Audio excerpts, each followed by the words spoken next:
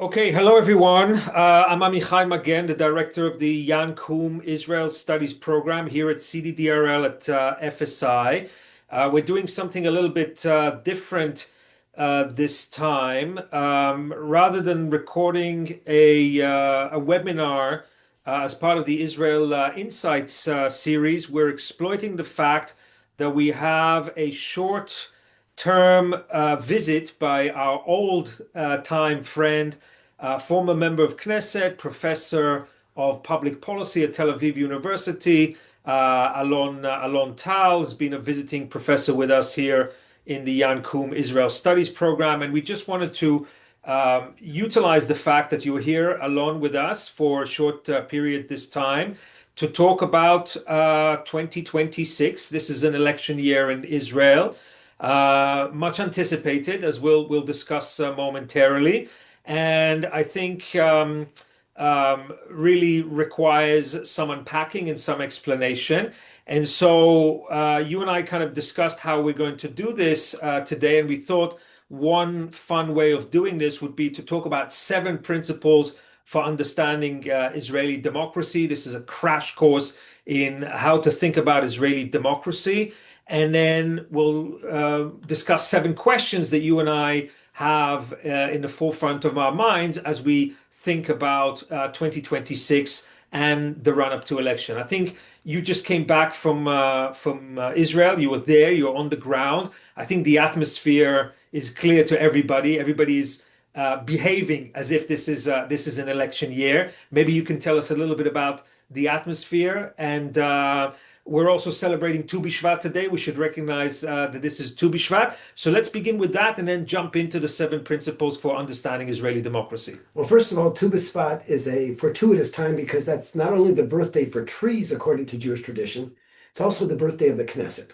And so there was a special session just today, this morning in the Knesset. Of course, as usual, it was highly tumultuous. But the truth of the matter is we know that elections will have to be held by October 27th. That's the law. It's 4 years since the last election. There is some sense that elections will probably be held prior. First of all, if no budget is passed by the end of March, automatically the Knesset is disbanded, and within 2 to 3 months there'll be elections. It's not at all clear that the ultra-Orthodox parties will allow for the budget to pass. And even so, there are the sort of thoughtful political observers who suggest that Bibi Netanyahu may not want an October election given the negative connotation associated with October 7th. We're still in somewhat of a trauma around that date. So moving it to June or July might be better for his outcome. But we know it's going to happen in the next 7 or 8 months. And so it's time to start thinking about it. Okay, great. So let's give our audience a sense of how to think about Israeli electoral politics and coalition formation. It's very different from the United States. We have a very different system.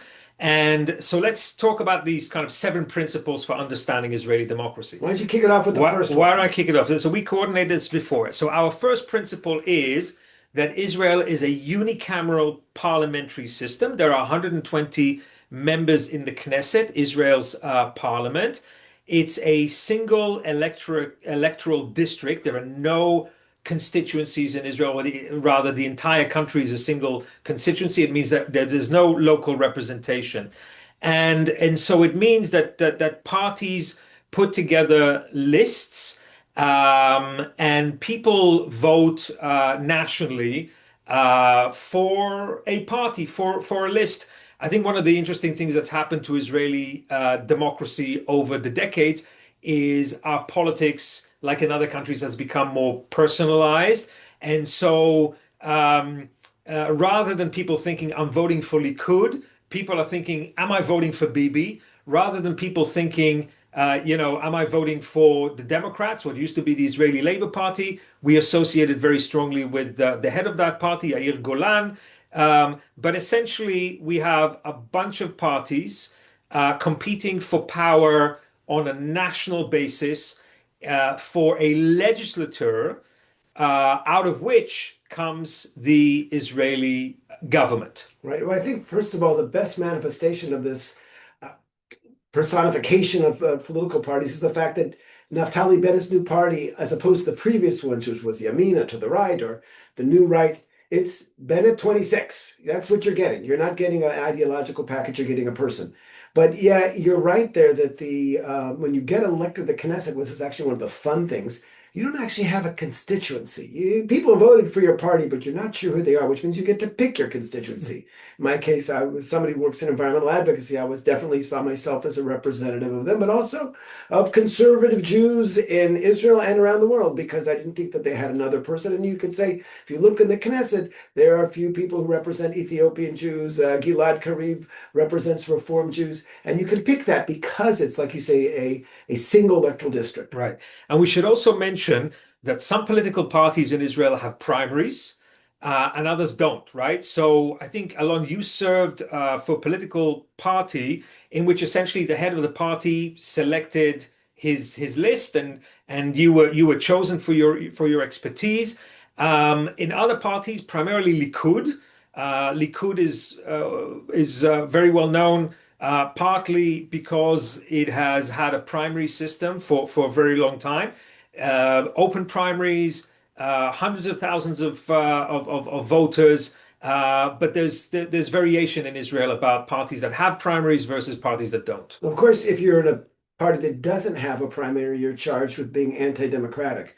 And we say, what's anti-democratic about it? If you don't like us, vote for somebody else. This gives a head of a party to pick people who think represent ideas or expertise. But one of the problems with a primary system, particularly in Israel, is that it has led to sort of extremist hijacking lists. And I think that recently Prime Minister Netanyahu asked to have 10 appointments in the list because he felt that he was getting a list that was further and further to the right, making his own activities difficult. So yeah, there is a question about whether a primary is a good thing. We all like to vote, and it would be a nice idea. The messy reality of primaries hasn't always worked out well for you don't always get the best candidates for the Knesset. Yeah, big debate in Israel about primaries and whether it produces better outcomes.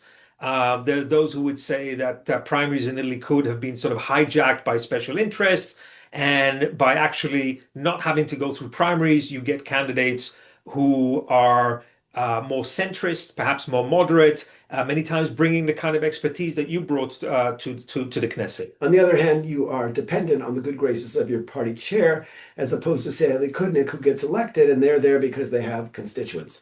The second point we talked about that we should emphasize. The second principle of understanding Israeli democracy. Basic literacy that y'all have to have if you're going to understand what's going on there. First of all, let's talk about who's entitled to vote in Israel. And the answer is all citizens.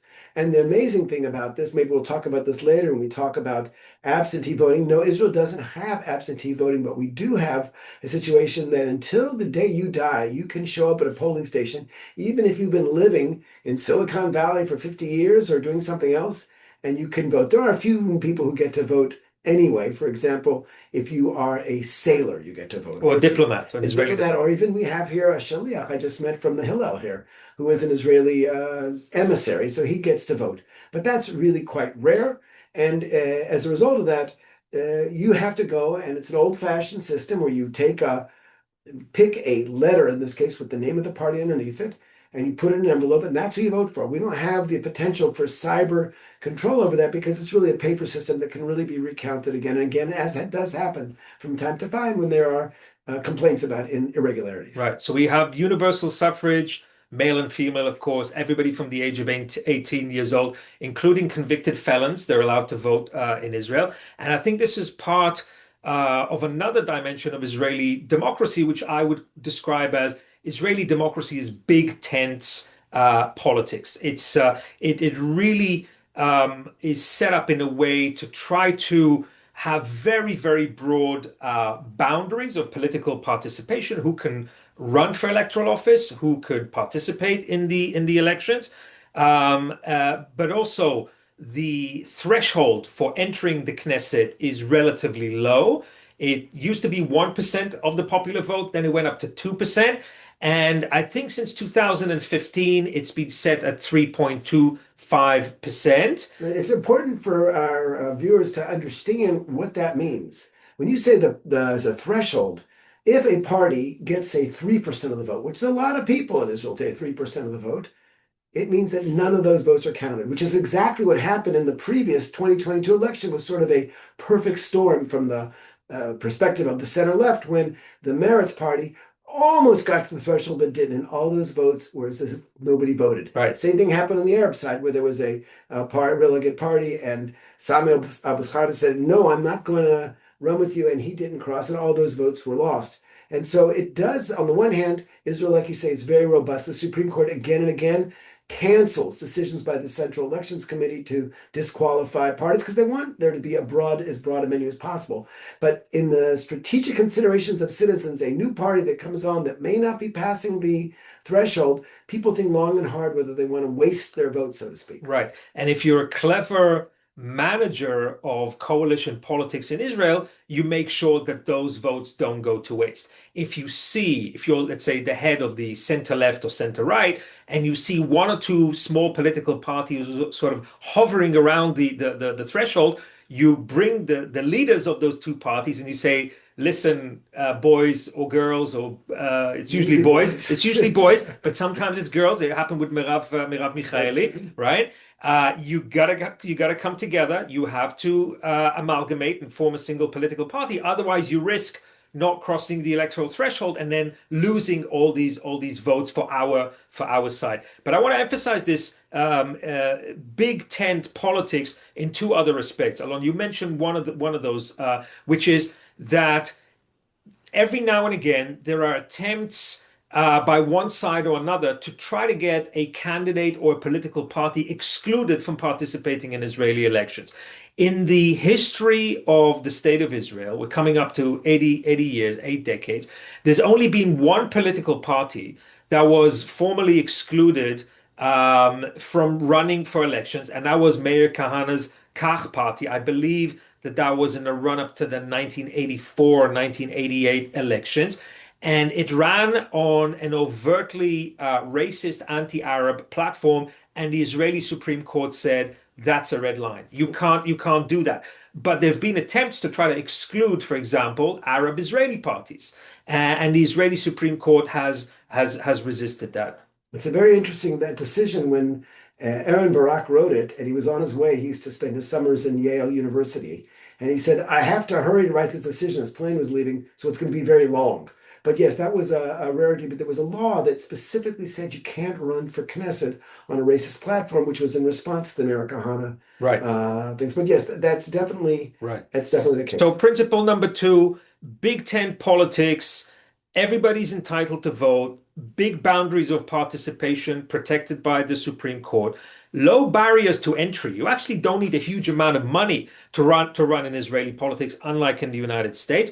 And a relatively low electoral threshold of 3.25% of the popular vote. And it does lead to surprises. About 20 years ago, a senior citizens party ran and got in. And when they did the analysis about who voted for them, it turned out most of the voters were young people who were so disgusted with the general options on the menu, they said, let's do something for grandpa or whatever it was. And they voted for a senior citizens party, which was a short-lived party. It had one session with the Knesset. There was one instance where a party seeking to represent Holocaust survivors teamed up with a pro-cannabis young Tel Aviv hipster political party, because they wanted to cross the electoral threshold. And so you had the rather entertaining and peculiar situation where a political party representing Holocaust survivors teamed up with a pro-cannabis group of people to try to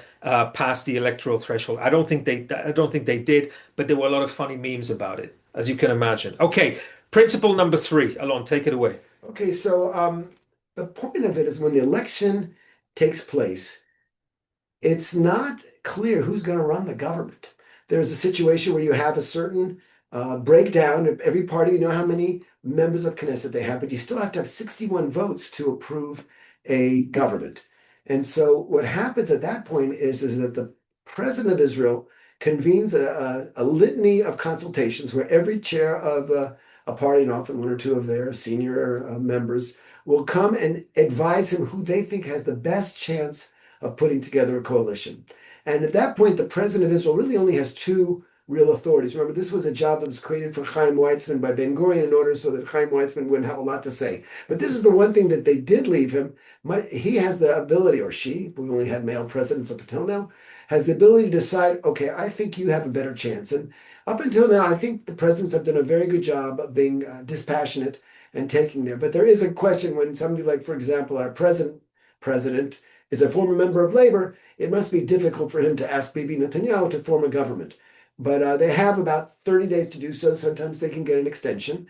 And it's not always easy. And sometimes it's a very long process. In fact, we had two successive elections where they didn't put together a coalition, and we had to go to a third election where they finally did. Yeah. So let's get to the coalition formation, because as you rightly say, Alon, the way to understand Israeli elections is it's a two-stage game, right? There's the initial game of voting and seeing where the chips fall in terms of the allocation of 120 seats.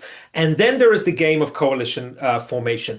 But I want to emphasize an aspect of Israeli democracy that's very different from the United States, very different from British parliamentary democracy, which tends to be a kind of winner takes all on a local level. In Israel, that doesn't exist. Israel is a radical proportional representation system. I think one of the points of genius, kind of probably unplanned like everything in Israel, but an unintended consequence of the Israeli system is that we avoid winner takes all politics.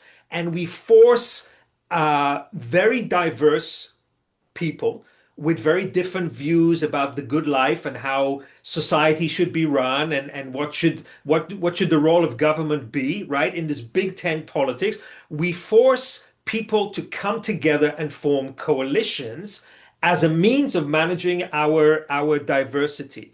And so this also means that Israelis, and I think this is more and more true. This was less true in the 1950s, 60s, 70s, and 80s.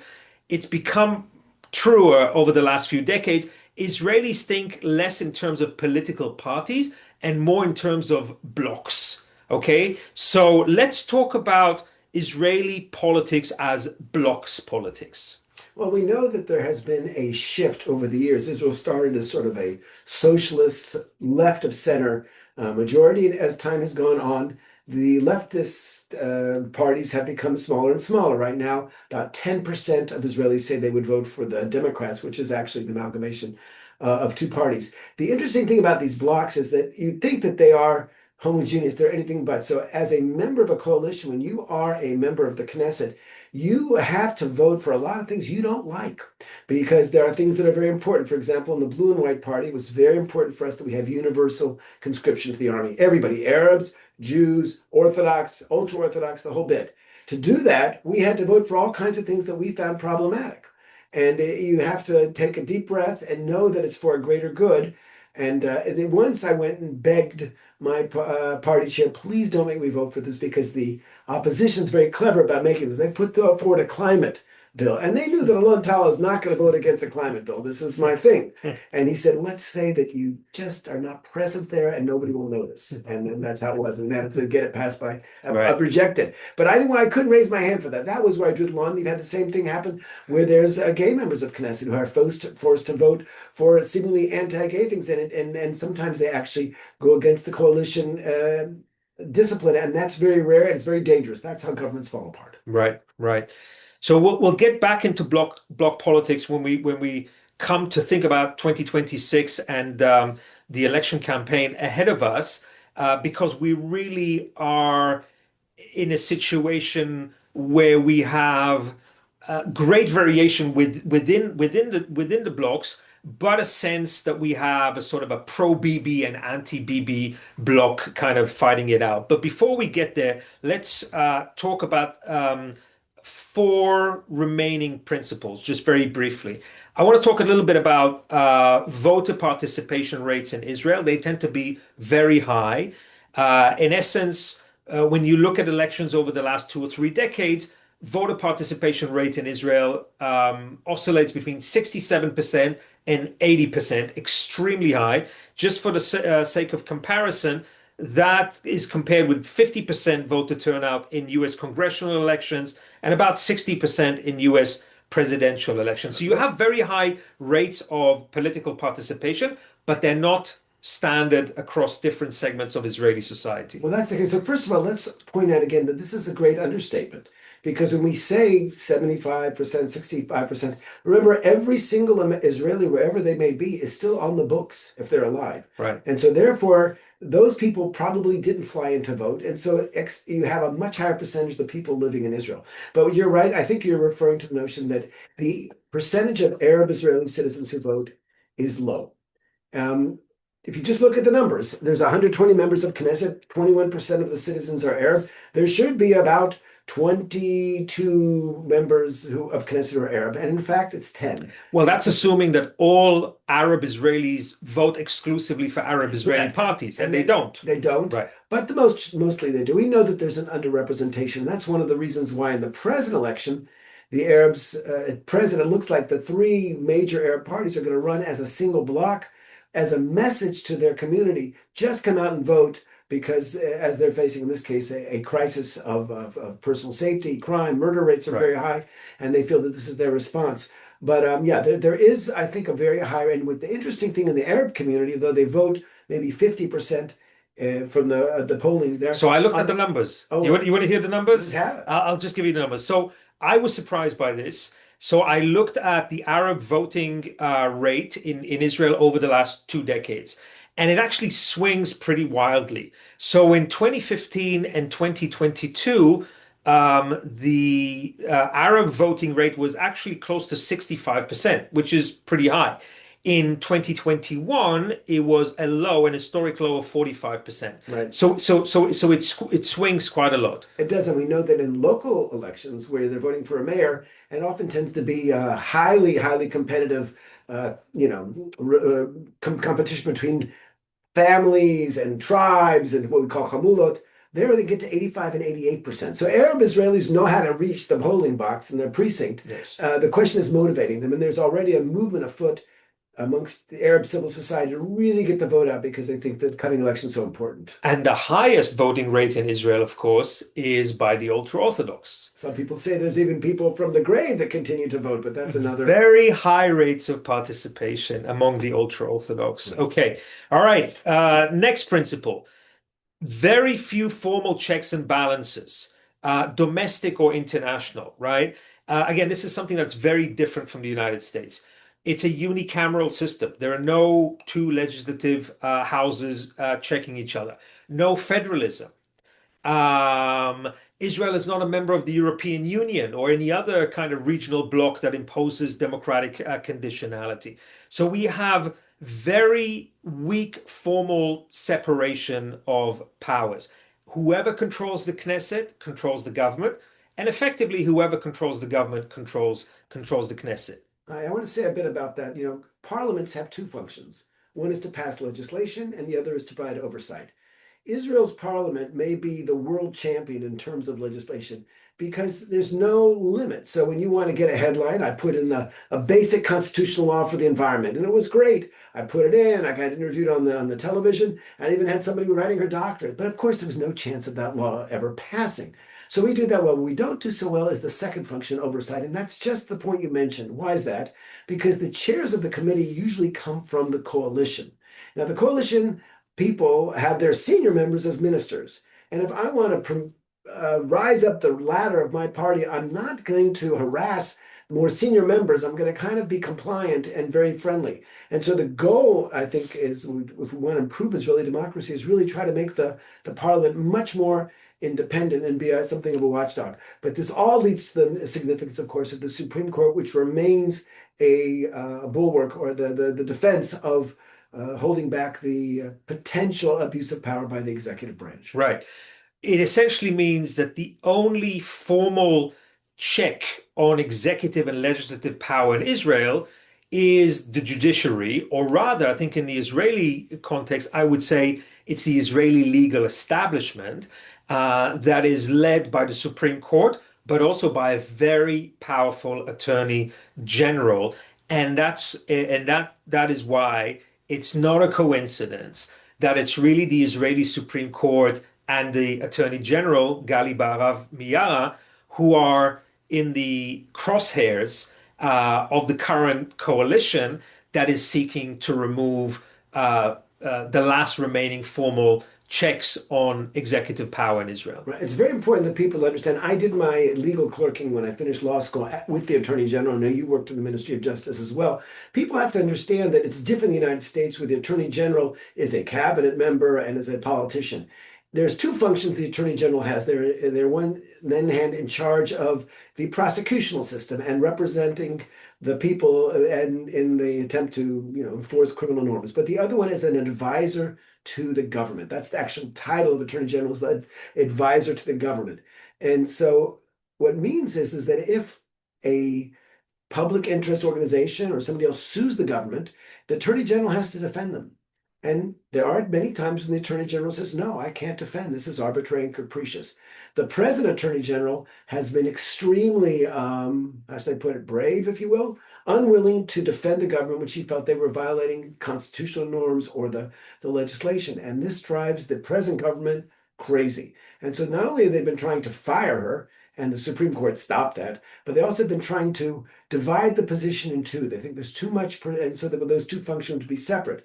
And those who oppose it say, no, we need that because we lack the kind of checks and balances that most democracies have. We need that extra sort of a fourth branch, which is the Attorney General. Right. And related to that, I think this is closely related to the lack of a formal constitution, but to really understand how Israeli politics works and the current moment of constitutional tension, and some would say constitutional crisis, we need to understand that for many, many decades, Israeli democracy essentially functioned on norms rather than on codified institutions. There were things that were done and not done.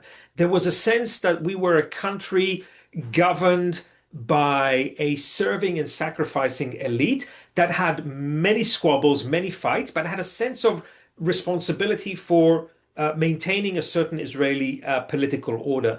I think one of the things that really characterizes Israeli politics, particularly over the last decade, is that sense of cohesion and that sense of responsibility has really been put to the question, and it brought us to a stage where now we notice that once these norms evaporate, we don't have very strong codified checks and balances. And that means that we don't have clear boundaries with clear definition of roles for what each of the branches of the Israeli government should do. What should be the function and boundaries of executive power? What should be the functions and boundaries of legislative power? And then what should be the boundaries of the judiciary and the legal establishment of Israel? So we're in this moment where, because there is no fully codified constitution, in a moment of tension between the different branches of government,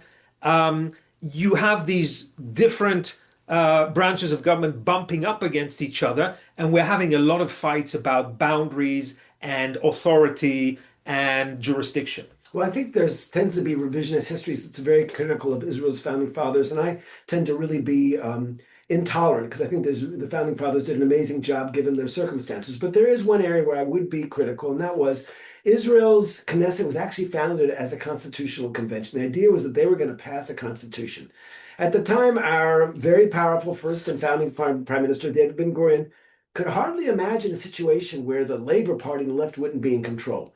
And he thought it was maybe foolish to limit himself. In fact, ironically, the one party that was passionate about passing a constitution was the Cherut, now the Likud, the party of Menachem Begin. And so basically, Ben-Gurion made a deal with the religious parties who didn't need a constitution because we already have the Bible and that, and we don't have it. And I think we pay a price today. It's not clear that Israel is as unified as it was back then and able to pass that through. Although today a lot of people say the lesson of the last 4 or 5 years and the division is that we need to have some kind of agreement about what the rules of the game are. And we make a distinction in Israel in the debate that we have between a thick constitution that would include a Bill of Rights and very clear rules about church and state and things of that nature. And I think we all, or most of us in Israel, agree that achieving consensus on that is going to be very, very difficult. But we say, perhaps we can reach what we might call a thin constitution that would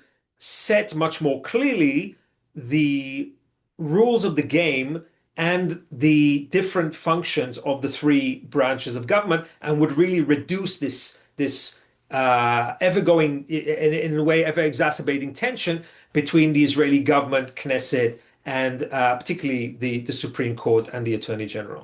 I think it's important that the people listening understand that there is a course in Israeli law called constitutional law. And if you're a high school student studying civics, you'll be taught Israel has basic laws.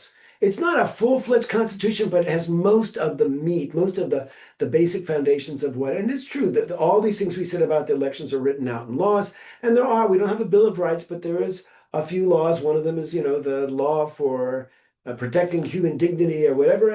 But the irony is that law was passed, I think, by 43 to 30 or something. It wasn't a major thing. And so there is a question about the level of consensus and the ease with which these basic laws can be reversed. Right. And you want to make a reality where certain rules of the game really you can't mess with. There's a lot of cynics, which I don't agree with, say that Bibi Netanyahu will find a way not to convene elections. We hear certain conspiracy theorists say the same thing about Donald Trump in the 2028 election. I think there will be elections. I think that this is sort of sacrosanct, and that's at the heart. If there is a democratic ideology of the right wing in Israel, it is that the majority should be able to do what they want to do because they enjoy the vote. And that, of course, the truth of the matter is, if we count the actual numbers of votes, they didn't get 50%. It's just that so many votes were disqualified. It allowed them to form this right-wing coalition.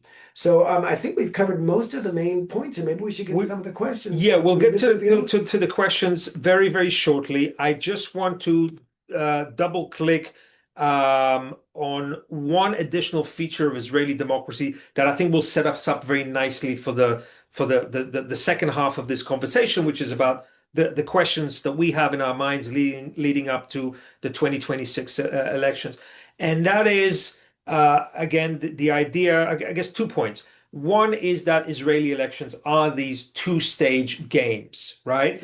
And when you go to vote in an election in Israel, you know that your vote will count. You don't know how many seats your preferred party is going to get, but more importantly, you have no idea what kind of coalition government, or increasingly you have no idea what kind of coalition government is going to be formed after the chips are down and we know what the distribution of the 120 seats are. It used to be pretty straightforward, right? In the 60s, 70s, 80s, even kind of early 90s, you had two large dominant political parties, one center-right, Likud, one center-left, Labour.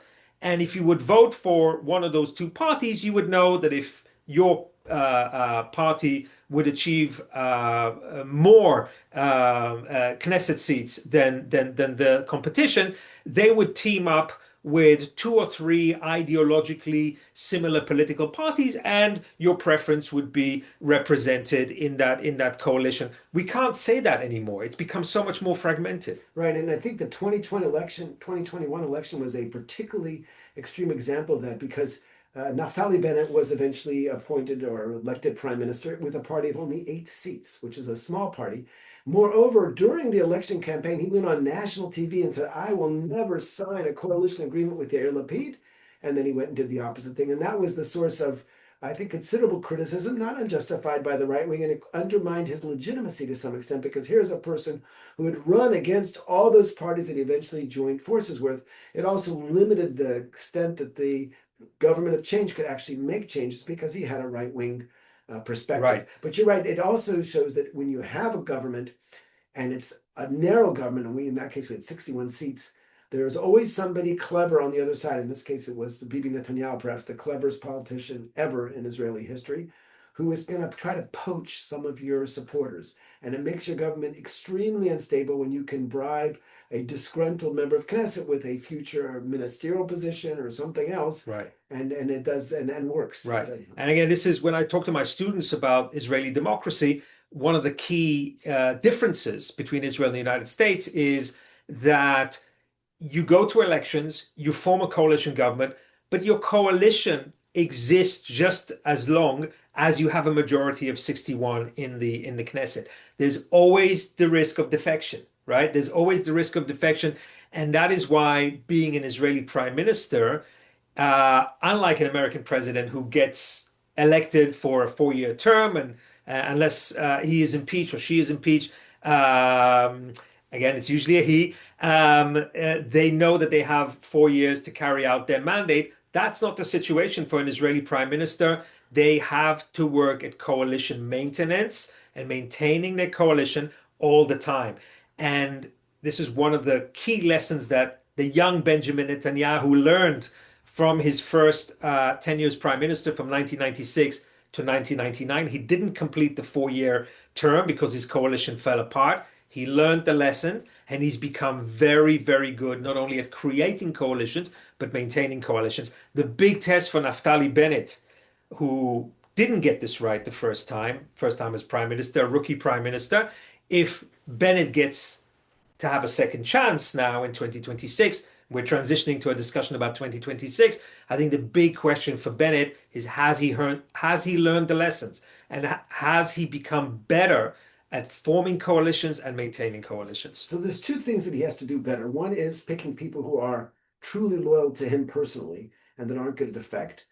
And the second is, it's very, very hard when you're out, as he did, trying to barter agreement with Putin and Ukraine. And then you're sitting down with Biden and with the prime ministers of all these countries. And then you have to go and start, pandering to a disgruntled member of your Knesset faction. He didn't want to waste his time with that. He was trying to solve the big problems and he paid a price. So yeah, you're absolutely right.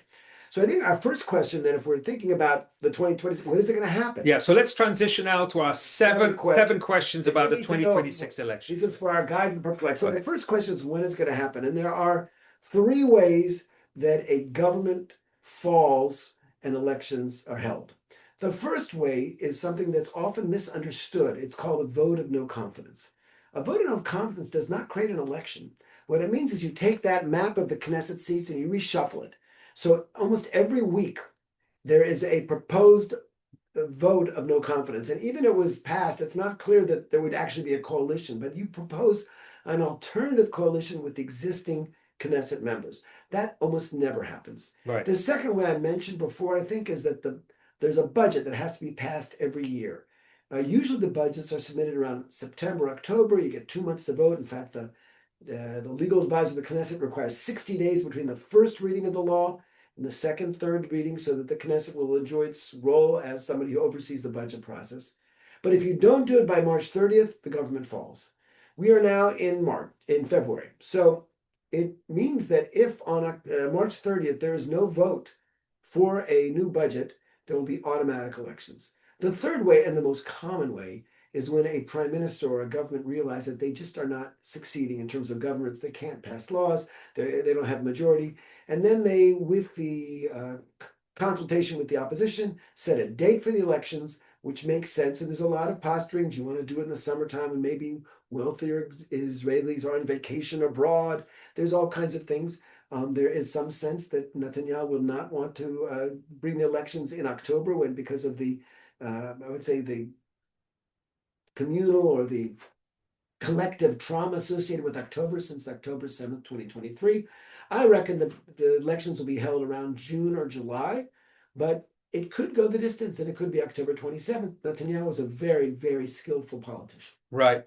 Question number 2, there's a caveat to that, and you kind of alluded to that earlier. Can you see a scenario in which the elections in Israel are either canceled, postponed, or the results of the elections are seriously questioned? Now, I think before you answer, I think we will both say that a decade ago, this would kind of be a nonsensical question because Israel has had free, fair, and competitive elections since March 1949. And if you look at sort of global rankings of countries that have never not had free, fair, and competitive elections, Israel is ranked very, very highly. So we have almost an 8-decade tradition of, at the very least, free, fair, and competitive elections. And the notion, with very high levels of confidence in the integrity of the electoral process and the outcome.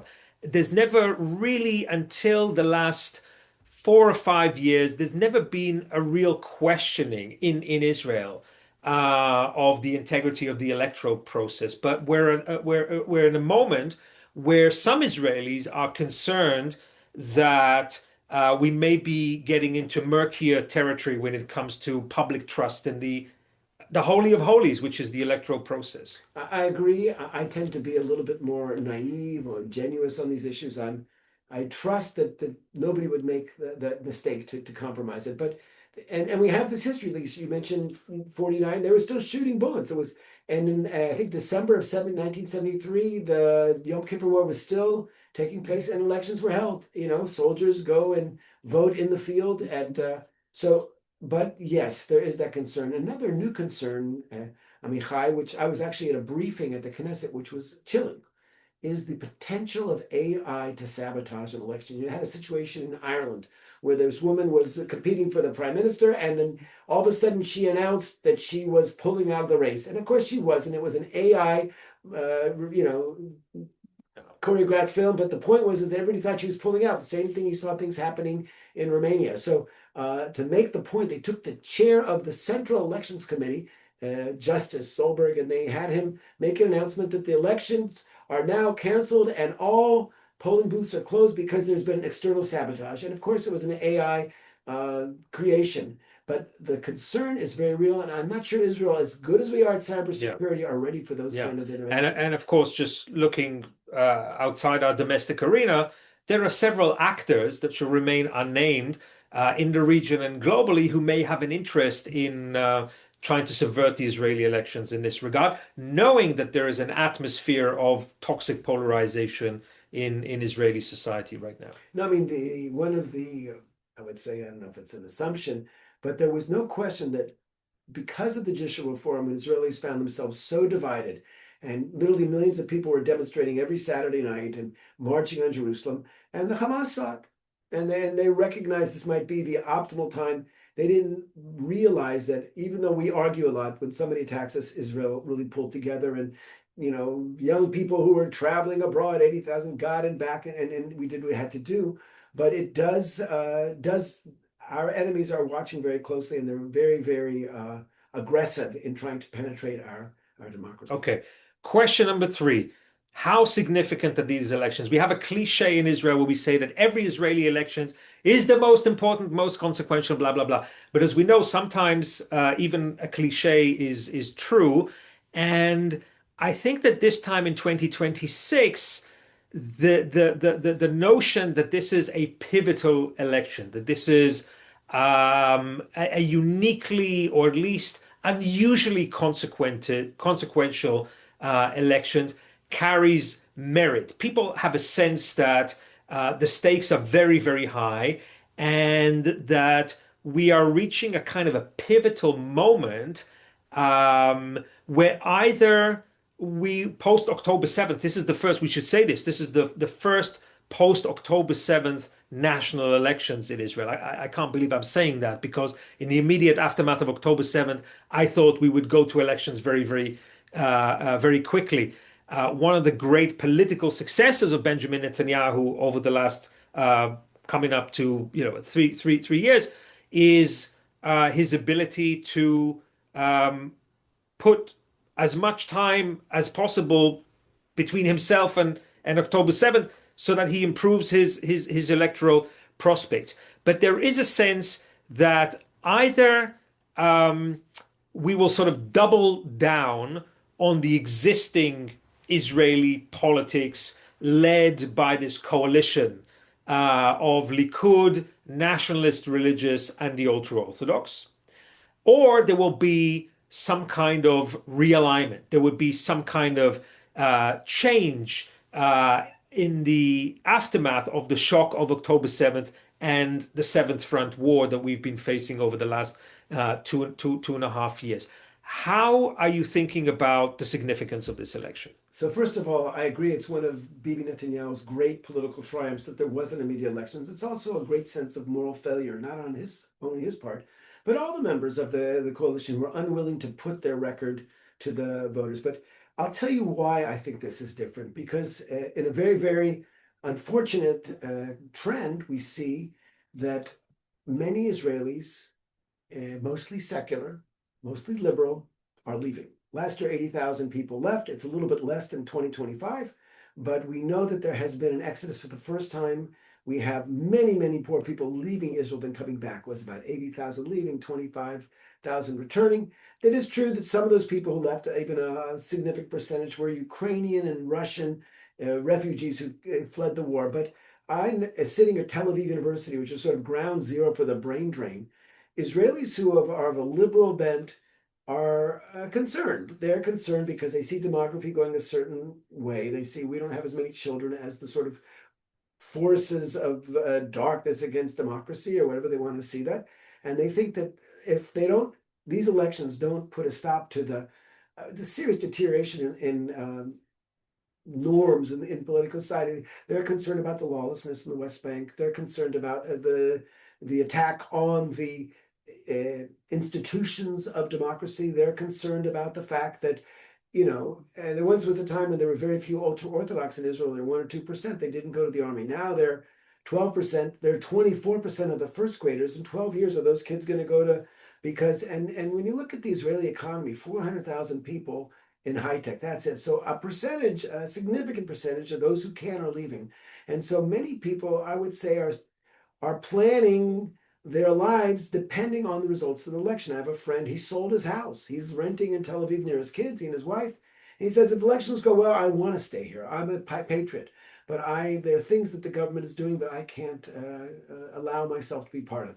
And so because of the emigration factor, I would say this one is particularly important, at least for those tribes which are at odds with the present government's orientation. Yeah. I think one of the wild cards of the coming Israeli elections is going to be just about that. Um, every seat in the Israeli Knesset is about 40,000 votes. It's not a lot, it's not a lot of people.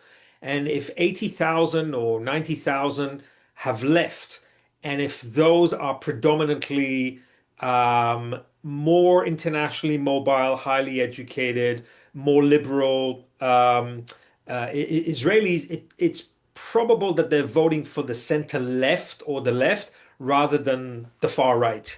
And I think one of the if the next election is very closely contested, that those two seats in the Knesset that have now left, assuming those people are not all going to fly back and vote, that could actually play a very significant role in the outcome of the elections. That and the fact that the center-left population tends to be older, so people die off.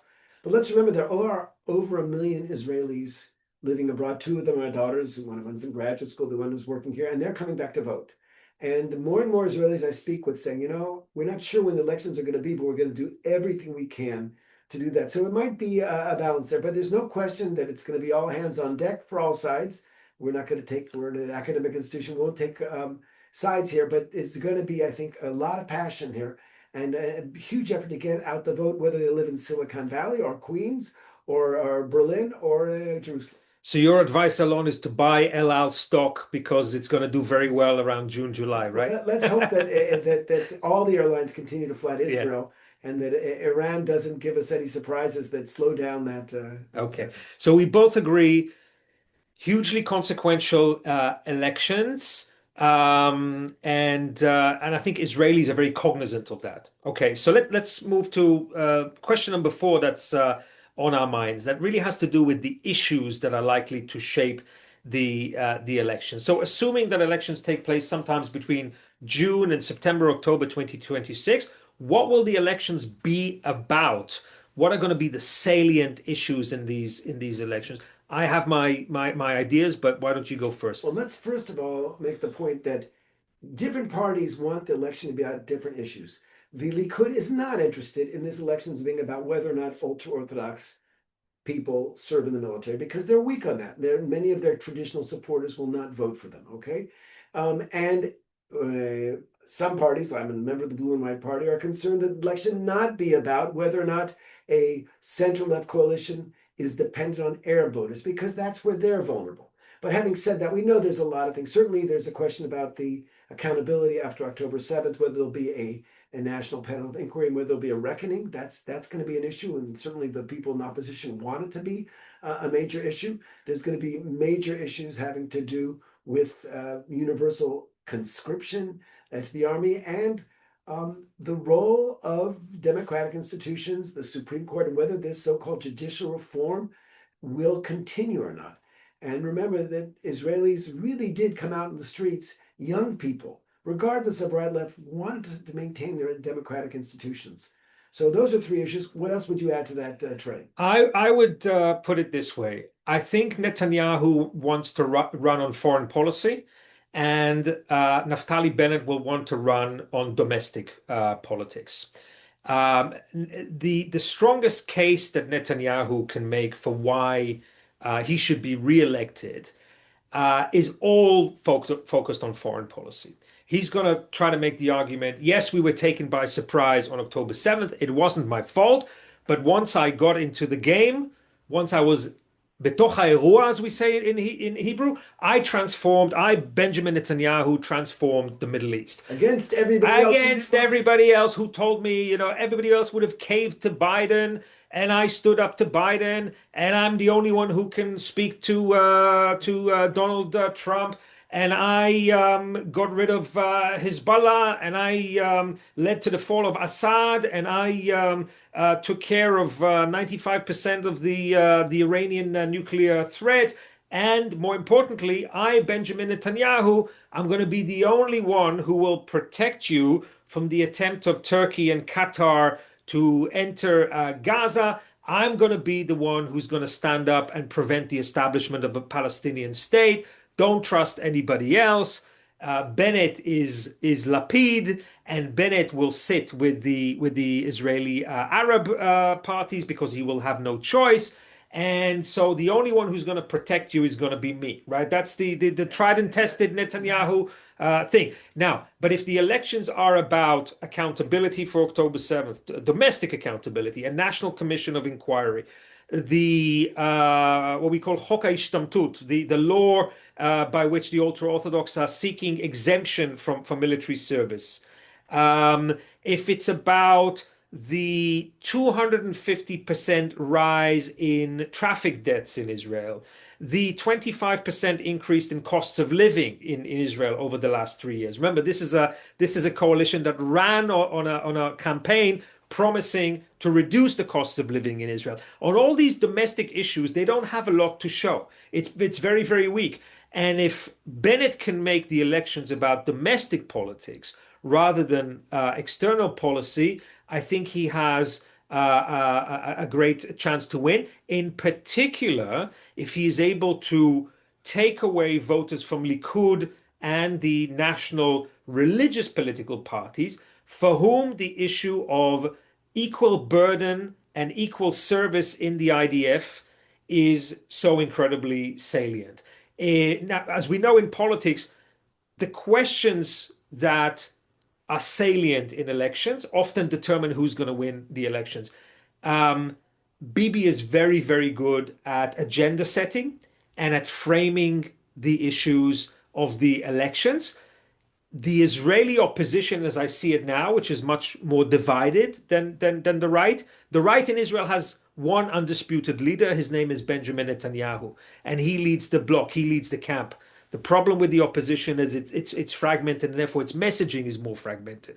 But if the opposition can come together and set the agenda that it will be focused on domestic Israeli issues, I think that the outcome of the elections might go their way. What do you think? I think your analysis is very precise. A couple of observations. First of all, the center left have a lot of generals at the head of parties. Benny Gantz is head of Blue and White, not doing so well, but he was a former chief of staff of the military, former defense minister. Eisenkot, who was with Gantz, now has his own party, Yashar, or straight, but he was a very much beloved chief of staff of the army. Even the left, the Democrats, are having a general, a deputy chief of staff of the army at the head of the party. So I think that there's going to be a real effort by them to assuage the concerns of Israelis and say, center left, we can take care of your security needs better than Bibi because October 7th is on is on him. The other thing we have to remember, and this is sort of hard to get a handle of, and the polls will tell, Along just on that point, let me just say that historically, Israeli generals don't always make the best politicians. And you've had people who were fantastic soldiers, fantastic military leaders, but not very successful in politics and vice versa. well, no question. We think of people like Shaul Mofaz, who was actually quite a good chief of staff and a horrible politician for a variety of reasons. The other thing that sort of makes it complicated when you talked about the splintering of the center left, it's not at all clear whether creating one large alternative party is going to be good. That when you add 1 + 1 + 1, it'll be 3, might be 2.5. There's a lot of negatives. People in Israel are very, very picky. And if they say, Naftali Bennett, I'm center right moderate, but Yair Lapid, his position on gay rights or on religious plurality, that affects me. I can't vote for that and might push them back over. So there's a lot of people that say actually having more flavors on the menu for the center left may bring in a greater total vote, and that's all that really matters. The alternative use is this: Israelis need a sense of hope. And if they open up the papers and they see that there's a new party, let's call it Bennett, Lieberman, Lapid for the or Eisenkot, whatever it is, and they have 40 seats, and Netanyahu has 24, 23 seats. They're going to say, I'm in. And a lot of people in general, I was talking to the former spokeswoman for Naftali Bennett, is a student of mine from last year, and she said, we know when Naftali Bennett polls 21, 22 seats, those people aren't really core Bennett people. They're people from the center left. And he must merge with other parties to establish his legitimacy. And he was a very far right leader, intelligent, a former CEO of a high-tech company. But I think when he was the prime minister, he definitely moved to the center. He got a sense of how the international community works. And he also got burned very badly by radical right-wing things. So whether or not there's going to be one large alternative party or not remains a question. I believe there will be, but the polling should set it up, and it'll be an interesting decision. Let's just mention that the public opinion polls in Israel currently show that the existing coalition, right, Likud, nationalist religious, and the ultra-Orthodox, they're polling right now at about 51 or 52 seats in the Knesset, which means that they don't have a majority. On the other hand, if you say the kind of anti-Bibi, counter-Bibi bloc, less defined, but let's say led by Naftali Bennett, who receives the highest levels of public support when it comes to who is suitable to be prime minister. When you ask Israelis suitability to be prime minister, it's Bennett and Netanyahu going head to head. But and when you ask Israelis, would you vote for that counter Netanyahu bloc, you get to about 57 to 58 on a good day for Bennett, 59 seats. So nobody wins an outright majority, which leaves the Arab Israeli parties as the most likely kingmakers. Okay, very, very interesting question. So it leads me to question number 5, which you already touched upon, Alon, but it's on every political strategist in Israel is thinking about this at the moment: mergers and acquisitions, right? What party mergers are likely, and what rabbit could one side or the other pull out of the hat before the election. So we mentioned that there are a number of components to this. One is this issue of making sure that you don't lose any votes by not having a political party that will get 300,000 votes, but not 40,000, and therefore not cross the electoral threshold. How do you avoid that on either side? Both sides are thinking about that. 2, this idea that you've articulated, which is that unlike in mathematics, in politics, 2 + 2 is not always 4. Sometimes it's 3, and sometimes it's 5. In other words, you can have a merger that increases the number of seats in the aggregate, or you can have a merger that actually frightens some of the voters off and sends them to the other side. So I know you read something recently about a possible merger. You've been having conversations about possible mergers, and I want you to say something about that. But then there's also the potential rabbit that could be pulled out of a hat, most likely by Netanyahu. And that is the possibility that shortly before the elections, right? When elections are announced, we always have 90 days before we actually go to the polls. But shortly before an elections, Netanyahu will engineer a situation where a new right-wing political party emerges, perhaps led by Yoaz Hendel, perhaps led by Ofer Winter, somebody whose name is being touted, or maybe the return of Kachlon, of Moshe Kachlon. And that political party will be a sort of a decoy Likud and a place to which dissatisfied Likudniks and maybe even Smotrich and Ben Gvir voters could run to because it would have the rightist credentials. And they may swear that they will never sit with Netanyahu. They may do what Benny Gantz has done recently of saying, yes, we will sit with Netanyahu if we have to. But they will essentially fragment the anti-Bibi bloc by giving disaffected rightist voters a safe home to vote for. And that party will, after the elections, simply join Netanyahu in a coalition. So that's also a possibility. Right. I mean, first of all, we have to remember there's a lot of disinformation out there. So full disclosure, because I am still active in the Blue and White Party, the position of Gantz, which was misrepresented here, was very clear. I will not ever be the 61st hand. I will never give. What he said was, if there's already a 61-person majority, Israel can't survive another 4 years with a far right government. So in the event that my joining a Netanyahu government would lead to the exclusion of Ben Gvir and the far right racist parties, then I would feel a responsibility to do that, which is it's nuanced. It's a nuance. And of course, because it's nuanced, everybody on the left said, don't vote for Gantz, he's a vote for Netanyahu, which is just the opposite. But I think your point is well taken. We know that there are, for example, already a party called the Reservists, the Miluimnikim, which is headed, you mentioned Yoaz Hendel, former member of Knesset. And these are basically representing, presumably, the many Israelis who served in the military during the Gaza war as reservists and felt like we have been taken advantage of, and they're almost their sine qua non is a fair draft law.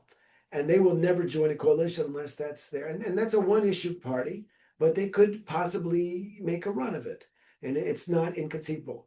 I also have a hard time believing, after the explosion of young leadership, which we saw during the many street demonstrations and the so-called Brothers in Arms and all these civil society organizations, that some of these young leaders are going to say, look at the heads of the party. It's all a bunch of men over the age of 60. We need a generational thing. And we saw what Mamdani did in New York. We could have a surprise like that very easily. Social media in Israel is very, very deep. Who are you keeping your eyes on in that? I don't have any names, but I would not be surprised if there'll be some person, and a young person, either as a protest voter or simply saying, your generation has failed. It's the same, yes, Bibi, no Bibi, we need new face, new energies. And there's something to it. Yeah, and there's a history there, because after the cost of living protests in Israel in 2011, 2012, you had these new young, fresh faces coming to the Knesset, Stav Shafir and others. They didn't last. and they were co-opted. They were co-opted. Existing, they weren't independent voices. But I think be expecting a few surprises.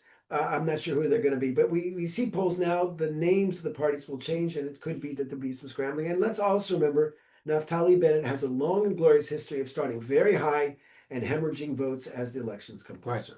Okay, last two questions. The $1 trillion question that everybody's asking me these days: what's going to happen? What are the most likely scenarios for the outcome of this election? Again, I go back to the factor that really complicates this, which is that elections in Israel are a two-stage game. So we don't know what the outcome of the first stage is going to be, and then we definitely don't know what the outcome of the second stage is going to be. But with that caveat in mind, what are the main scenarios that you see? So I believe that the 10 or 12 votes or seats in the Knesset that have moved from Likud, the center, are not going back. And I believe that a well-run campaign will lead to a situation more like the polls say now, where there won't be a majority for Zionist parties, but there will be a clear impasse on Netanyahu. And at that point, there's going to be a dilemma, because one of the perspectives is, let's create a government with the Arabs. Within a week, we could disband the government once the government is sworn in, but then all the transition government, it's not clear there could be 2, 3, or 4 elections where you would be stalemated. But at least at that point, we have Bibi Netanyahu out. By that point, he'll be having to face his trial, and there'll be a change. Once Bibi Netanyahu leaves the stage, and that'll happen. I think he'll eventually, cut a deal if he's not the prime minister for some sort of a pardon and leave the political stage. The Likud party collapses, and it's going to be a whole new reshuffling of the deck. So that's what I think is probably going to happen. I would be much happier with a broad coalition. I think Israel, I've always felt this, that 90% of Israelis agree about 90% of the topics, and that these narrow coalitions leave the Israeli people, they're taken hostage by extremist parties, and we could really there's so many big things we need to do as a country, and it's very difficult for a 61-person governmental majority to do that. But I think that's what happened. And let's again, you mentioned the wild card, the fact that 3 Arab parties are probably going to merge. That means they might get 50, maybe more seats. It will be impossible to form a government without them. I'm very hesitant at this point to make predictions. We say in Israel, a week is eternity in Israeli politics. So never mind, 4 or 5 months. There's so many moving pieces, both domestically and regionally and internationally, that I think it's just too early to say. I hope this doesn't sound trite, but I think, in essence, we have 3 main scenarios. One, which would be a truly, truly extraordinary political achievement for Netanyahu, and that is, after everything we've been through, after October 7th, etc., he will emerge victorious at the head of a coalition, maybe a very narrow coalition, 61, 62 seats, but in essence, a coalition that's quite similar to what we have now, with the possible, and then maybe co-opt an existing center-right political party who will certainly have a lot of goodies to distribute in terms of ministerial seats and coalition money if he does that. That's one scenario, and under that scenario, of course, a lot of my friends in Israel are going to say, okay, we're never going to have another centrist or center-left Israeli government again, and people will have to draw their conclusions. So that's scenario number one. A second scenario is what we might call a second Mahapach, a realignment of Israeli politics, where a lot of this disaffection and a lot of the sort of the groundswell, and I hear those voices as well, and not just from Ramat Gan and Herzliya, but from places like Ofakim or some West Bank, the Gush Etzion. Yeah, you have a lot of disaffected young Israelis who say, enough is enough, and we want something different. Again, when you look at public opinion polls, when you ask most Israelis, what do you want? The answer is Achdut. We want unity. We want a centrist, broad Zionist coalition that serves, that answers 80% of what 80% Israelis want. And maybe, just maybe, that will be translated into a real surprise in these parties. Okay, so that's the second scenario. In some respects, the third scenario is the one that I'm most concerned about, and that is indecision, and that is paralysis, where neither bloc achieves a majority, and where the circumstances are such we're bringing in one or more Arab Israeli parties into the coalition. I think in all likelihood, it's only likely to be one, and that is Ra'am, Mansour Abbas's Ra'am. That becomes politically impossible because of the security situation in Israel and the broader Middle East. And then essentially we have a repeat of what happened to us between 2019 and 2022, which is just a series of interim governments, short-term coalitions, maybe a minority government in Israel for a few months, and we just get into this kind of mode of repeat elections and instability. And frankly, Alon, I don't think we can afford another 3 or 4 years of drift and political paralysis. I don't think we can afford it domestically. I don't think the Israeli economy can afford it. I don't think we can afford it in terms of what that will do to the incentive structure about whether to stay or to leave. And I certainly don't think we can afford it in terms of how we interact and externally and the big decisions we have to face in Gaza, in Syria, in Lebanon, and further afield. But at this stage, I'm not prepared to make more specific predictions about the future. I think you've laid out the options. But that leads us to the seventh question, which may be the one which some of our listeners might be listening. Could those Israelis who live outside the country, over 1 million Israelis live out of the country, could that be a game changer? Could their participation really be a factor? And in theory, yes, you'd have to have a pretty intensive set of aerial flights over and people coming over. But I talked to many, many Israelis here, and they're saying, no, I would like to come into this. I cannot watch the third Jewish Commonwealth go down in flames or be given over to the forces of anti-democratic fascist regimes. And I think there's maybe some overstating some of their things, but the people are passionate enough to come make a difference. So first of all, I think it's a great thing. I think that I've always had a sense that Israel is much more than just a country for the people who live there. It's a country which represents Jews all over the world, and particularly Israelis who live there, went to the service there. And I expect that there will be a significant, I don't know if it can be 1 or 2 seats, but I think there will be a difference. And I think there will be considerable efforts in the same kind of high-tech money that went into creating the huge demonstrations and the big help after October 7th. There will be an airlift, and people will be asked to come back to Israel to very inexpensive flights, and charters will be made, and we'll have to see what happens. It's going to be a very exciting year. It's going to be a very consequential elections. This has been a pleasure. This is the first of, I'm sure, many conversations we're going to have between now and the elections and after the elections to try to figure out what kind of political moment we're in. But how lucky we are that we have a new Israel Studies program, the Koum Study Center. So if you want to get the inside insights, nobody better than Amichai Magen, who's seen a lot and has a very, very strong analytical capacity. So to stay in touch, you should be tuning into these podcasts. Thank you very much, Alon. And we should also say two last things. How lucky we are to have you with us as part of our community, and your dedication and the time you spent with the students is and with us is just exemplary. And how lucky we are to be living at an age where it's in our hands. As we say in Hebrew, "Ze bayadayim shelanu." Our political fates are in the hands of Israelis, and in a broader sense of the wider Jewish world. That wasn't true until relatively very recently in history.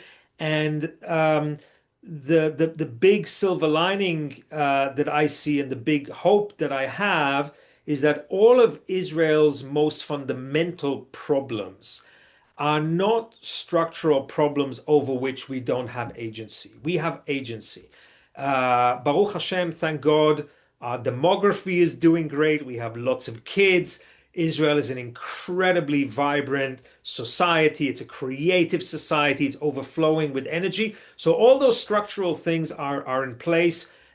We have sovereignty, but that also means we have responsibility for our society and our state. And we should feel to be very lucky to be living in an era where ze bayadayim shelanu, it's in our hands. Amen. Amen. Thank you so much, Alon. Thank you.